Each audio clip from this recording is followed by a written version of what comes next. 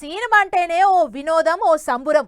3 గంటలల్లా hero హీరోయిన్ల పుట్టు పూర్వోత్తరాలు, వాళ్ళకొచ్చిన ఆపతి సాపతి, నడుమ నడుమ జోకర్లు నవ్విచ్చుడు, ఆడాడ అవసరం ఉంటే గుండెగాళ్ళతోని కొట్లాడుడు, బోరు కొడుతుందన్న యాళ్లకు ఓ పాటొచ్చుడు.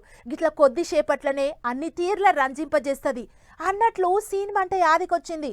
చావా అనే సినిమా చూసి జనమంతా ఎగబడుతుర్రట. మరి దేనికో మనంగిన చూద్దాం పాండ్రి.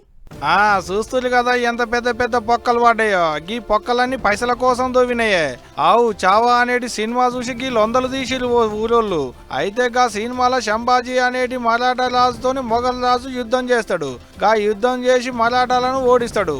సినిమాలకు అంతవరకే చూపించారు గాని గట్ల ఓడిచ్చి దోసుకపోయిన సొమ్మును మధ్యప్రదేశ్ రాష్ట్రం బుల్హాన్పూర్ అనేటి పట్టణంలో పెట్టిర్రు.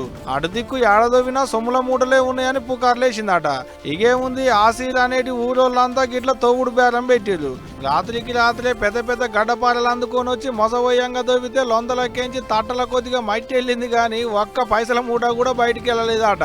ఇక తవ్వకాలం ముచ్చట ఆడబడి ఈడబడి పెద్ద అధికారులకు ఎరకైంది. వాళ్ళు ఊకుంటారా, చక్కగా ఊళ్ళకి వచ్చేళ్ళు. ఎవలయ్యా గిట్లా ఇష్టం వచ్చినట్టు తూట్లు పెట్టింది. సినిమాల కథ కట్టి ఉండాలని ఏదేదో చూపిస్తుంటారు. అంత మాత్రాన అది నిజం అవుతుందా? దాన్ని చూసి మీరు గిట్ల చేస్తారా అనివే అని గరమయ్యిళ్ళు.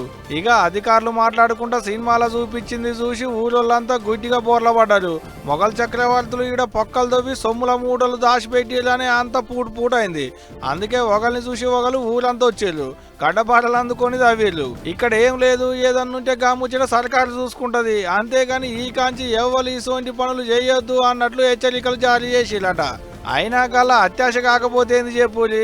అయినా సినిమాలో హీరో చెరువును దొవ్వి నీళ్లు నింపేది చూపిస్తే వీళ్ళు సుధా గట్లనే చేసేటోళ్ళ. ఏదో పైసల మూటలు అనేసరికి నేనని ఊరికొచ్చిళ్ళు అని అనుకుంటూ లటకి ముచ్చట చూసిన పబ్లిక్.